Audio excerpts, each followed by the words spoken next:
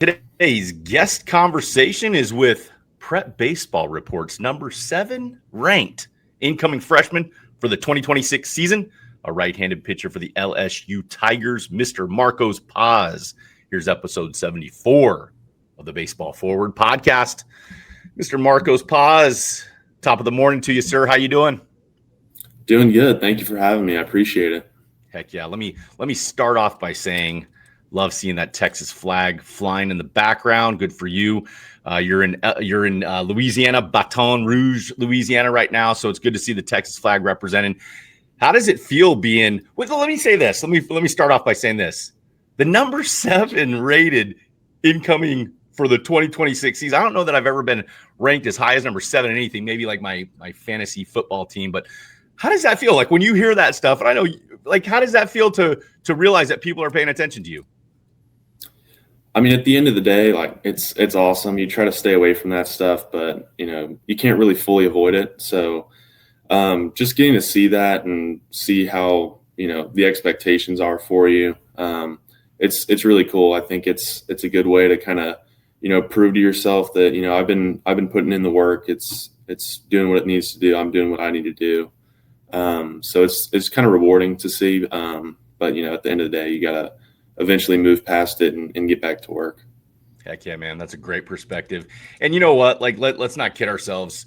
If those rankings, and then being recruited by LSU and being an incoming freshman, man, it is the world and the culture that we live in today. It is so hard to be a freshman and to go to a Division I program because the game of college baseball has gotten older. So do you ever stop and pause and be like, man, I feel really good to kind of be a freshman in the situation, man? I mean, you're a big physical dude. You look the part. Is it surreal that you got recruited by LSU now that you're on campus and that you're going through the process and everything? Do you ever take a step back and say, holy cow, what the heck happened? Yeah, definitely. I mean, the first 2 weeks or the first few weeks that I was here, it just, it wasn't really real yet. It almost felt like I was still on like an official visit or something. So it was definitely surreal.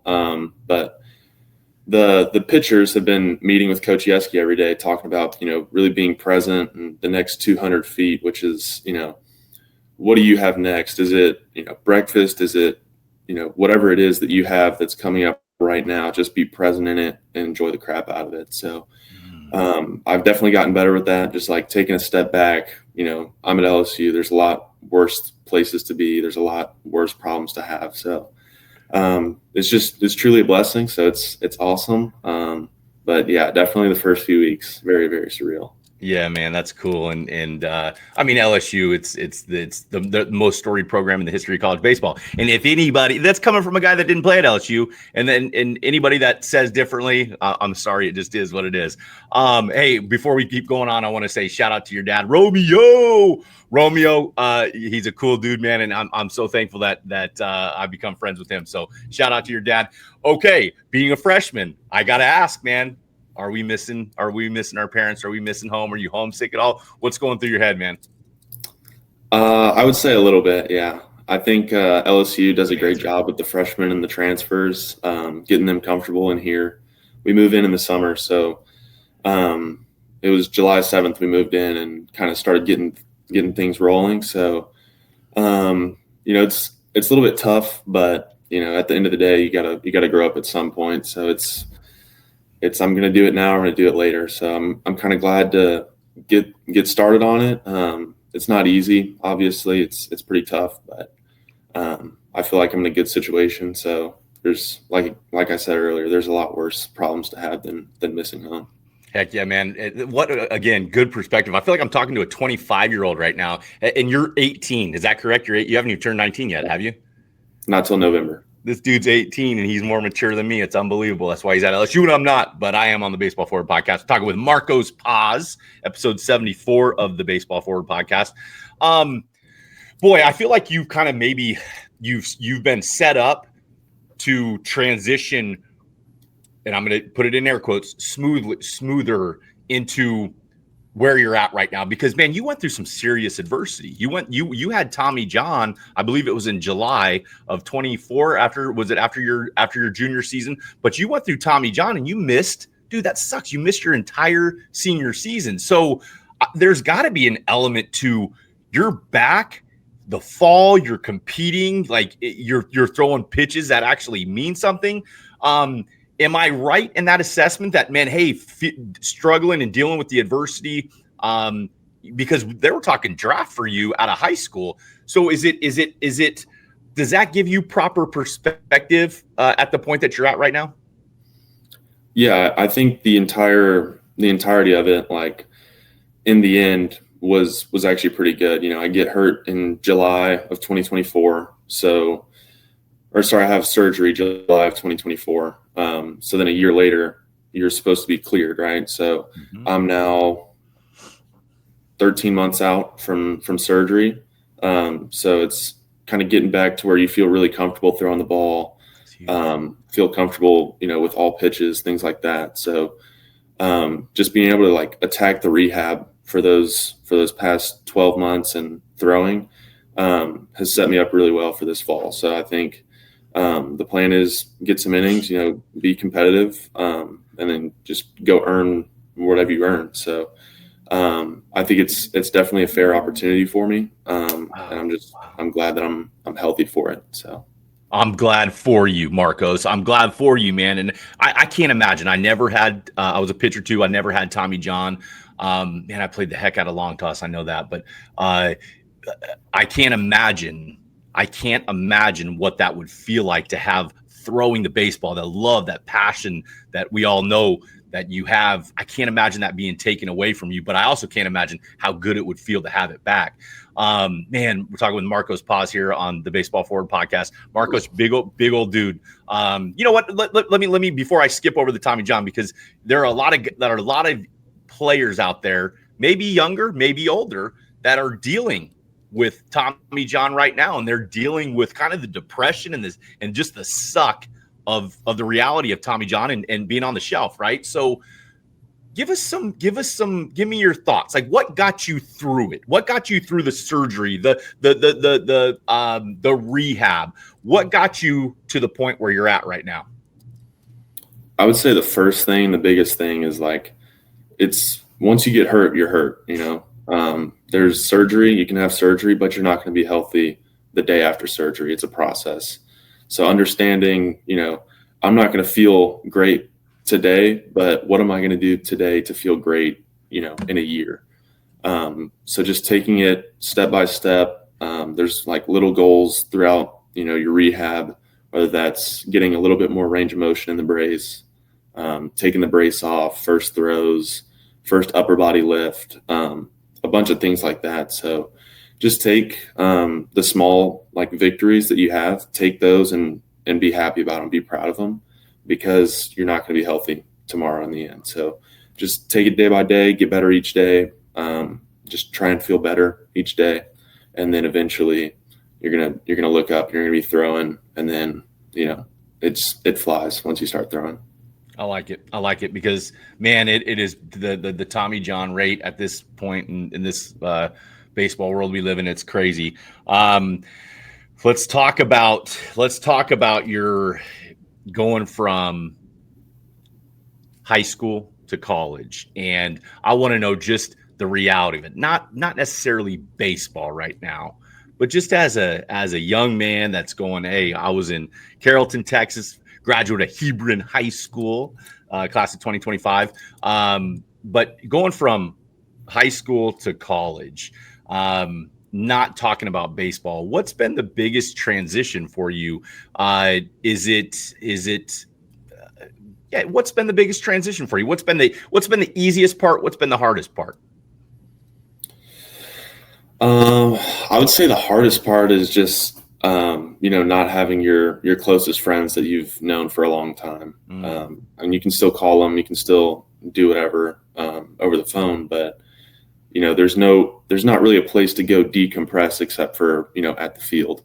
So, I would say that's probably the toughest. And then the easiest, I mean, everybody's extremely welcoming here. So, whether that's fans, coaches, players, like you just say, hey, I'm on the LSU baseball team, and they're like, oh man, we love you. So Yeah. extremely, extremely welcoming, which is awesome.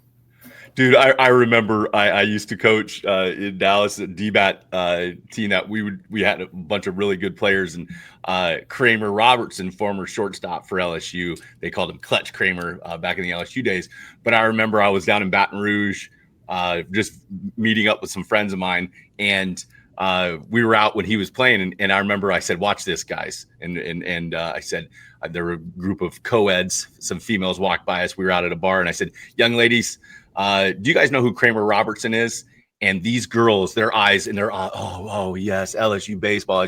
So I'm like, you know what? Screw you. Transitioning to college has been easy. All you got to do is throw that sweatshirt on, and they're like, oh, it's Marco's Paz. But hey, I'm just jealous. It's not me. No. Talking with Marcos Paz, LSU baseball on episode 74 of the Baseball Forward podcast. Let's get into baseball a little bit. As you guys are going into this fall, what does it look like so far for you guys? You talked about Coach Yeski. You talked about like kind of the mental stuff. What does a typical day look like in the life of an LSU baseball freshman right now? So I have classes Monday, Wednesday, Friday. So Tuesday, Thursday, I take care of my online classes. So Mondays, wake up, go get breakfast, go to class at 9:30. Attack that, and then I'm done. It's a 50-minute class. I'm done. Come back, hang out for a little bit, and then I have another class at 11:30. So I'll go to that class, and then straight from there, I go to lunch, and then after lunch, I go to the field, and I'm there until 5 or 6, depending on the day. Mondays for me, no bullpen or anything, so it's just playing catch, get a lift in, and then we have pitchers meetings pretty much every day of the week. So we'll go into that. That's more of like a mental skills thing. So that's usually about an hour or so. So from the field, from around 1:30 to 5:30, pretty much every day.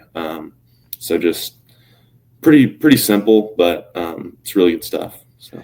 Do you guys have like a study table or anything that you go to? Because I know, man, when it gets all,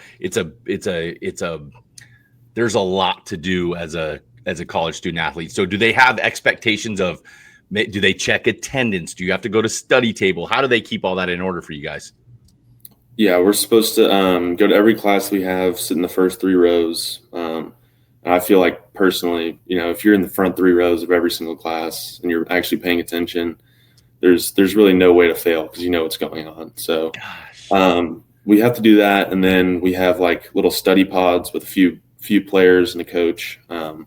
So we'll meet with them, every once in a while. And then we have an academic advisor as well to make sure we're doing what we need to do and getting everything done. So they make it pretty easy for us. You just have to go and actually do the work. So it's pretty simple. I like that. I like that a lot. And you know what? For all you guys listening to you younger players listening to this, take what this young man is telling you. Like, this guy's 18. He's at LSU for a reason. He's ranked number 7 for a reason. He sits in the front 3 rows. Like, get out of the back row, open your eyes, open your ears, and listen. Right, Marcos? How important is? Well, maybe I don't know. How important is getting a degree from a school like LSU for you? Is that like? Are you just, is it baseball, or is it, hey, I want to make sure that I get my degree? I mean, give me your thoughts on the academic piece. Yeah, extremely important. I mean, obviously the goal is to go play professional baseball and not really need it, but you're not going to play until you're 75 years old or however old. You're only going to play for a portion of your life. So then after that, what are you going to do? You can't just, if it doesn't work out, you can't just sit on the couch and say, oh, I played baseball, like that's not going to work. So having a degree to, fall back on and still be able to like take care of your family. That's extremely important to me. So I've always viewed the degree as, it's baseball and the degree together. There's no one higher than the other. So I like it, man. I want to push you a little bit because I want to know what's inside this Marcos Paz. Cause I think, dude, we've been talking for almost 15 minutes now, and I'm seeing why people love in the scouts and in the schools love you. But I want to kind of dig into you, and I want to say, if you were describing yourself and you were how you want to be, what you want people to remember you by, what your stamp is as a human being, what's important to you to get across to people? Like, what's your brand? How would you describe yourself?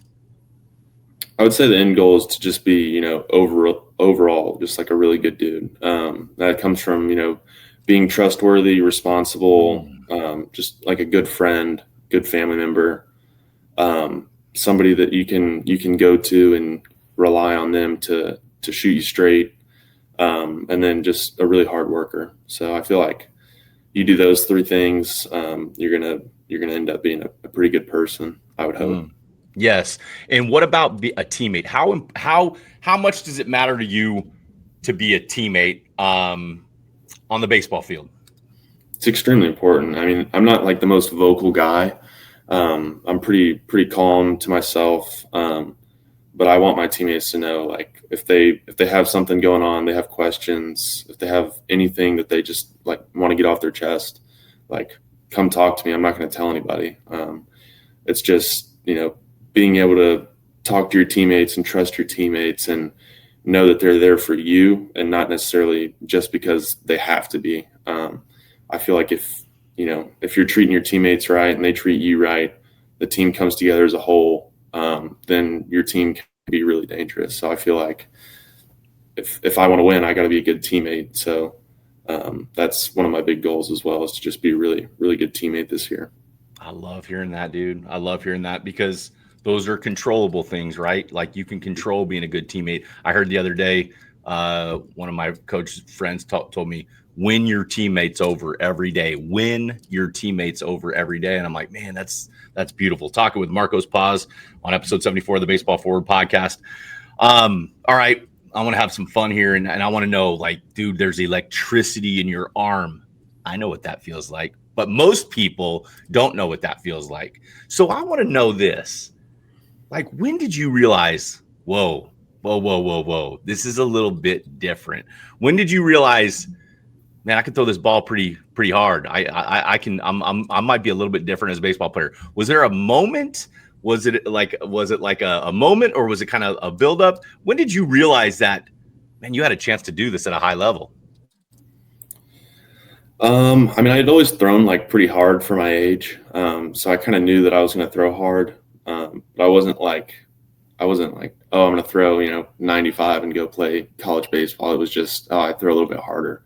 Yeah. So I'd say the first time that I really realized that I might end up somewhere, probably, first district game in high school, my freshman year, on varsity. Get up to 90, go like 5 innings, no runs.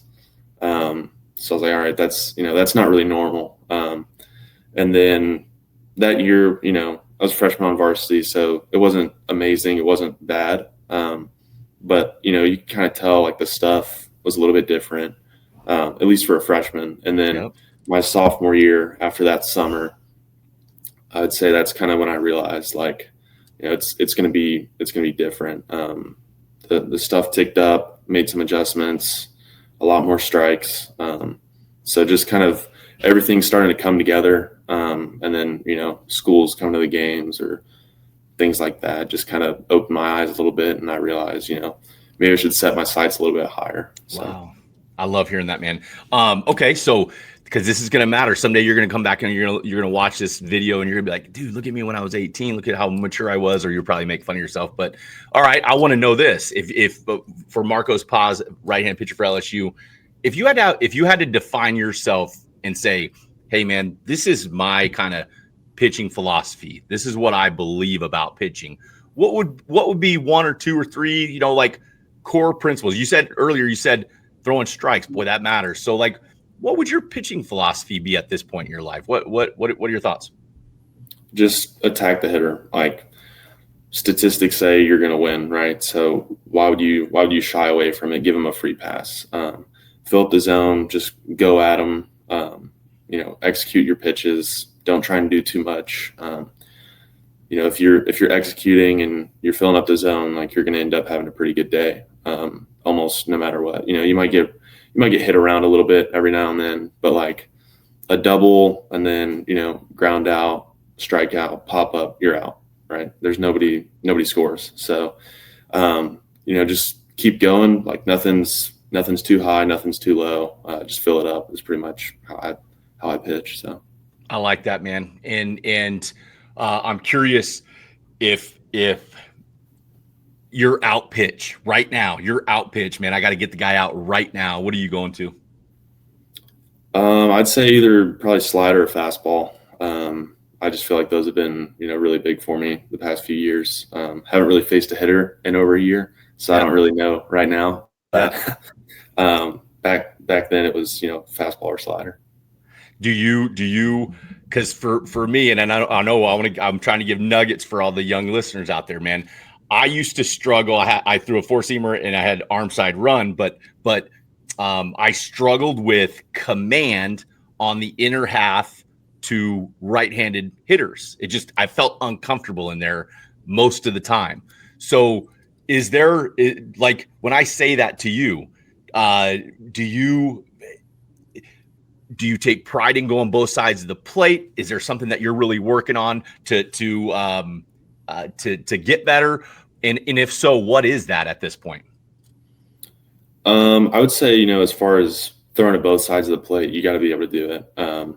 You're not going to get away with throwing to just one side. So being able to go both sides of the plate opens up, you know, a lot of things. At that point, you don't really throw 3 or 4 pitches. It's, you know, now 8 to 10 pitches just because you can throw them in different spots, right? So that's huge. I think everybody could probably get a little bit better at throwing to both sides of the plate and truly commanding the baseball. So I would say definitely commanding the baseball is a big thing. And then coming off Tommy John, you know, just kind of refining the pitch shapes and getting comfortable throwing each pitch for a strike. Yeah, man. Do you you can tell by just your body in videos of anybody listening to the Baseball Forward podcast and Marcos Paz, go look him up. You'll see plenty of videos of him throwing, but you could tell that you take pride in your shape, in the I don't want to say your appearance, but you can tell you're a big boy, you're a big, strong guy. It matters to you about your conditioning. Talk to me how important you being the best physical version of yourself can be. Talk to me a little bit about how important that is for you. I mean, I think it's honestly one of the biggest things. You know, you can't expect the best out of yourself without, you know, putting work into your body and feeling the best, you know, as good as you can. So I think getting in the weight room, eating right, just like treating your body how it needs to be treated, sets you up to go be successful on the mound. You know, ultimately you can't, if you're a big dude, you look great, you're not going to be the best pitcher. You know, you could be tiny and still go execute, but I feel like the better your body feels, the better you're going to feel going into the game and the better you can perform. So it might not be, you know, every time, but I feel like it gives you more opportunities to be, you know, successful down the line. So I would say it's, you know, it's probably one of the most important things to me. You better not be putting that fast food in your body, because you're rolling around in a Lambo body. You better not be filling that Lambo body up with any unleaded crap fuel, man. Premium only in that body. Talking with Marcos Paz on the Baseball Forward podcast. Hey, video games, man. So like you're a college age kid. You're 18. Do you play video games at this point in your life? I do. I probably play more than I'm supposed to, but I do play video games. What do you got? What are you playing? What video games? Right now it's MLB The Show. And then I just got the new 2K that came out. I haven't really played it a ton, but I just got it. And then probably Fortnite. Hey, I got 2 sons. I got 2 younger sons, 10 and 11. Dude, and they Fortnite it up all the time. I'm like, man, I can't believe how they can play it. So is it to me, in all honesty, my wife probably would be like, you loser, but I play Battlefield 5 on Xbox. That's my release every once in a while, and I'll get in a sesh. But is it a release? It's a way for you to not have to think about baseball, school, friends, girls, blah, blah. Is that right? Yeah, I would say pretty much. Like if I don't have any homework or anything to do and like there's nothing going on, like I'll just get on the game, kind of, pass some time. Not just take away the stress a little bit. You can't be at the field all day. So you got to find somewhere to go and take your stress. So me and one of my roommates, we actually will play together quite a bit. So I like it. I like it. All right, man. So what's the toughest class you have right now? Are they tough?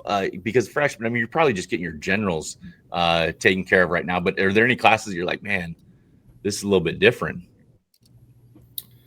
Yeah, I would kind of agree. It's not really anything tough as far as like the actual material. There's just kind of a lot going on at once, especially like for the first time doing it. So I would say not the hardest, but like the weirdest class I have. I got like an art history class. Oh, nice. So it's about, different arts from, the 1400s. So I'm not really interested in it, but you got to get it done. So I love it, dude. Yeah, that's right. You just got to get it done. It doesn't mean you have to like it. You just got to get it done. Talking with Marcos Paz of LSU on episode 74 of the Baseball Forward podcast. All right, man. Baseball Forward. Our motto is elevating the next generation. Okay. It matters to us that the game moves forward in the right direction. So listen, like call it what it is. I'm sure you've signed plenty of autographs at this point in your life. If you were talking to 8, 9, 10-year-olds that were coming up in the game and you were going to give them advice that would move them forward in the game, what advice do you have for the young ball players out there looking up to Marcos Paz? I'd probably just tell everybody, have so much fun. Like you don't know when it's going to be cut short, or you might get hurt. You're out for a year, just like I was. Like, just enjoy everything about it. It's a fun game. You're around good people. Everybody wants to win. Everybody's there for the same reason. That's to have fun, compete. So just really enjoy it. Separate, your problems, your outside life, and then just go to the field, have fun. And then I would say, as far as like actual, betterment, development, I would just say take care of your body. That doesn't have to look like, squatting 1,000 pounds or whatever. But just maintenance things, keeping up with what you're eating, at least, go work out, be outside. And then, just have fun with it. Like I said, just kind of taking all those things and rounding it out and having fun. And fun is enjoying your friends and having memories and making memories and like not taking yourself so seriously. I wish somebody would have told me earlier in life, dude, like young in a younger version of myself, quit taking yourself so seriously. It's just a stupid game. So when I say that to you, like quit taking it so seriously. It's just a game. I mean, do you have any thoughts on that?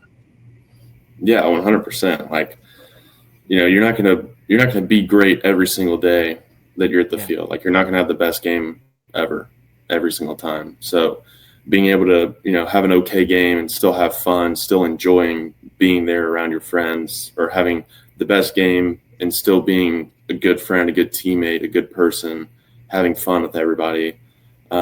It's extremely important. Like, nobody wants to be around somebody who's always upset because, they flew out to the warning track. Like, that's still a good swing, but you can't just be negative about everything. So stay positive, have fun with it. It's gonna infect your teammates. They're gonna have more fun. You guys are gonna have more fun. You guys have more fun. You're gonna win more games. So, yeah, that's good. That's really, really good stuff. Long term, I know you have them. I know you have goals, and I believe firmly in stated goals and having a vision of where you want to be. I think it's very important to have a clear, defined mission on where you want to be. So if I say that you have a clear, defined goal for Marcos Paz, what is your clear, defined goal with your baseball career? I'd say with the whole career, go play professional baseball, play in the major leagues. And at that point, you know, you don't want to just play there. You want to stay there and you want to be the best there. I've always kind of driven myself by that. Like there's no fun in being, you know, number two. I want to win. So just pride myself in taking care of myself, getting after it, everything I can do to be number one. And, you know, for me, I hope that results in my goals, which is, you know, win a Cy Young, go win a World Series, play in the major leagues for a long time. Like just be the absolute best that you can be. And if that's not enough to get to your goals, then, you know, maybe you failed yourself, maybe you didn't. So, dude, oh, hey, you gave me goosebumps right there because I talked to a lot of baseball players, and you know what sucks? And I hope younger guys are listening to this, because what sucks is when I'll ask them, I'll say, what are your clear defined goals? What do you want to accomplish with the game? If you would ask me that when I was in high school, I wanted to win World Series. I wanted to be a Hall of Famer. That was like that was my vision. And you just said Cy Young. You just said the big leagues. Like, listen to this guy. There's a reason why he's there. You know what you're looking to accomplish. You know what you want to accomplish, and it matters, your goals. Do you like when to get you through the hard times of a workout or through the Tommy John? Is it the goal that keeps you focused on through the hard times? Yeah, definitely. I would say it kind of goes back to what I was talking about earlier. You know, you can't be a Hall of Famer tomorrow, but what can I do today to make myself better, to get closer to being Hall of Fame, Cy Young winner, World Series champion? Like, what can you take care of? What can you do today? Really get after it. Control, you know, your emotion, your effort. Just really get after it, and then wake up the next day. It's the same thing. You got to get after it again. It's not going to be, oh, today I'm going to work hard, tomorrow I'm going to take off, and then the next day, you know, I'll go 80%, and then I'll get after it again on Thursday or whenever. It's got to be, you know, every day, get after it, understand what do I want and what is it going to take to get there. Amen.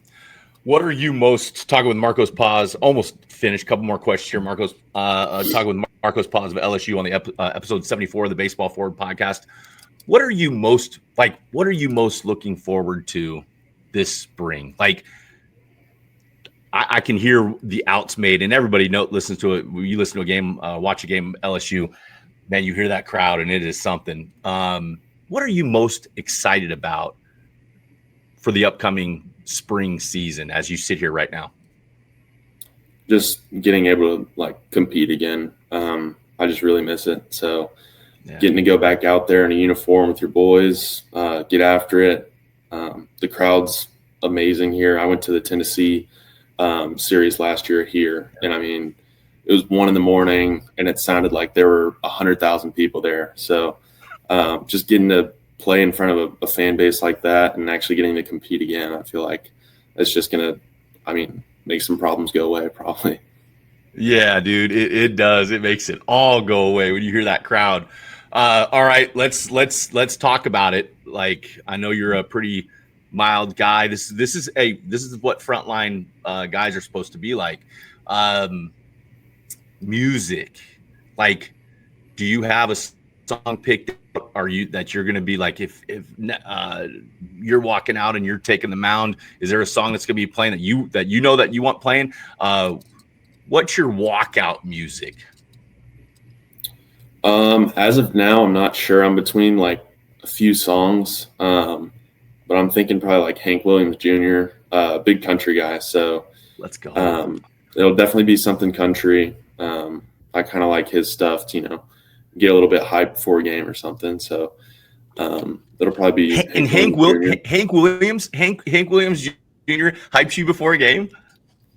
It gets me a little fired up. I don't really get into like all the rap and all that stuff. So I got to go a different route. And that's a different kind of country for me. So, dude, I dig it. What about George Strait? Are you a big George Strait guy? Oh yeah, I love George Strait. I have like 140 of his songs downloaded. So, hey, I got one for you. I know you're in Louisiana, but I'm thinking Take Me to Texas by George Strait. That could be a good one that you could walk out to. And if it's Hank Williams Jr., what song by Hank Williams Jr.? I'm just curious. I'm between like Born to Boogie, and then the other one is All My Rowdy Friends Are Coming Over Tonight. So I feel like those are two good ones. So I'm between those right now. It sounds like Mr. Romeo might have had some influence. Does your dad listen to country? Like, how did you become a Hank Williams Jr. fan? I honestly don't really know. I mean, both my parents listen to country music. My brother listens to rap. He'll listen to country, but it's mostly rap and things like that.